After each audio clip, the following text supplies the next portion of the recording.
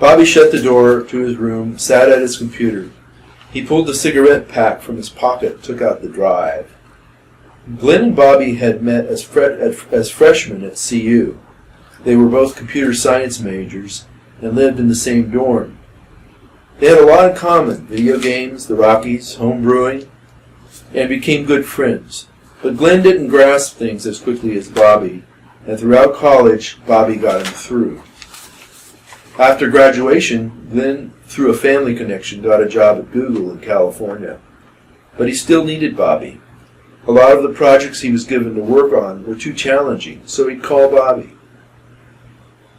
Google created the discernment program to work with a computer's camera. It was based on facial recognition, but it went far beyond that. The discernment program was also able to read emotions. It could tell or discern when a person was happy or angry. More importantly, it could tell when someone was interested in something, whether they were inclined to buy something, follow someone, or join a group, or a number of other things.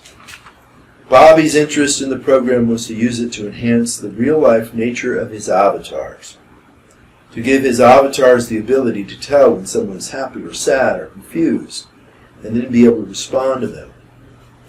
Bobby plugged the drive into his computer. He clicked the icon for the drive that appeared on his desktop. The drive's directory contained several subfolders and a README text file. He opened the README file.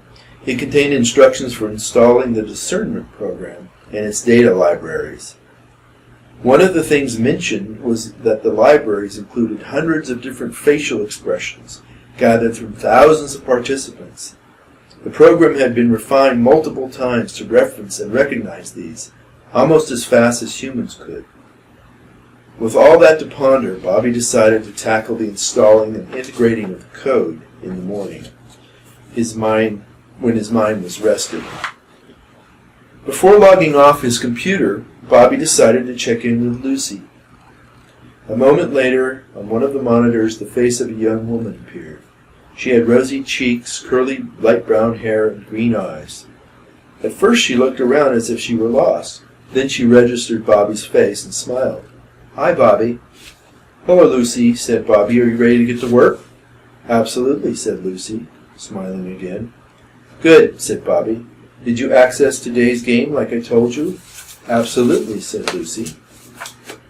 "You need to remember to vary your response." "Oh, yes, of course," said Lucy. "Did you watch the game?" "Yes," said Lucy. "The Rockies lost 10-4. "You're a Rockies fan, right?" asked Bobby. "Of course," said Lucy. "Well, then you need to sound a little more disappointed." "Oh, right. The Rockies lost 10-4, said Lucy, looking down as if about to cry. "That's a little too much," said Bobby. "Just miffed, you know." "Sorry. Accepting definition of miffed." At this, Lucy's face froze. Then a few seconds later, she nodded, and she said in a very terse tone, "They lost 10-4. "That's better," said Bobby. "Remember that. Miffed. It'll come in handy." "And what was your favorite play of the game?" "In the bottom of the fifth inning when first baseman C.J. Crone," just last names. "Right. In the bottom of the fifth inning when Crone hit a grand slam home run. This put the Rockies within 1 run of the Dodgers." "Very good. Okay, let's move on to something else. Let's test you on the data that I uploaded yesterday."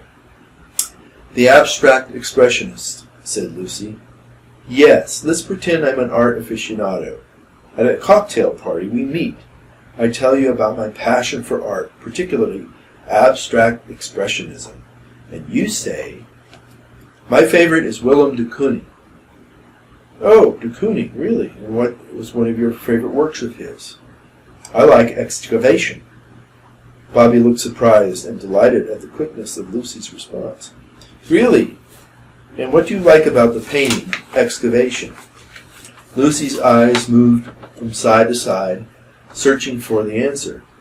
Then she said, "The mobile structure of hooked calligraphic lines defines anatomical parts, birds and shapes of fishes, human noses, eyes, teeth, necks, and jaws, that seem to dance across the painted surface, revealing the particular tension between abstraction and figuration that is inherent in de Kooning's work. Good, said Bobby. And where did you get that from? It is from the Chicago Institute of Art's digital catalog. And why de Kooning? Why not Pollock, Rothko, or Klein? I don't know. I like de Kooning. You asked me who I liked. Bobby looked troubled. He began feverishly typing in the keyboard. Of the citations in the data I gave you, Pollock is mentioned much more often, almost 2 to 1 over each of the others. His paintings are also the most highly valued. And yet you chose de Kooning. The painting you named Excavation was his largest painting, but that can't be it. Pollock again takes the prize there. You just said you liked it, said Bobby, looking back up at Lucy, who smiled and nodded. There must be some reason you picked that out. I'll figure it out later. But that's great. It's great that I'm not seeing your logical processes so easily anymore. It makes you seem more real.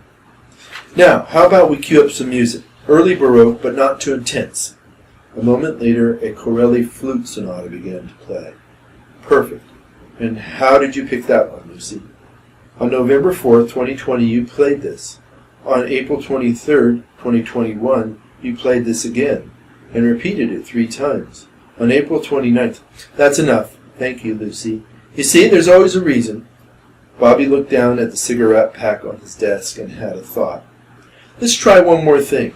I'm going to make some faces into the camera, and I want you to tell me what I'm feeling, okay? I do not understand, said Lucy. This is not in my programming. I know, said Bobby. Think of emojis. A smiling emoji means happy, correct? Yes, said Lucy. And a frowning emoji means sad. Yes. And a frowning emoji with a red face means angry, right? Yes. Okay, so here we go. Bobby gave an obvious, exaggerated smile. Happy, said Lucy. Then he gave a deep frown. Sad, said Lucy. He then gave her a look of wonder, his eyes wide open, his mouth slightly agape. Lucy stared blankly. How about this? Bobby rolled his eyes and shook his head slightly to indicate disagreement or frustration. Lucy continued to stare. Okay, Lucy, I'm going to say good night then. We will continue tomorrow. I have some new surprises in store for you. Wonderful. I like surprises. Good night, Bobby.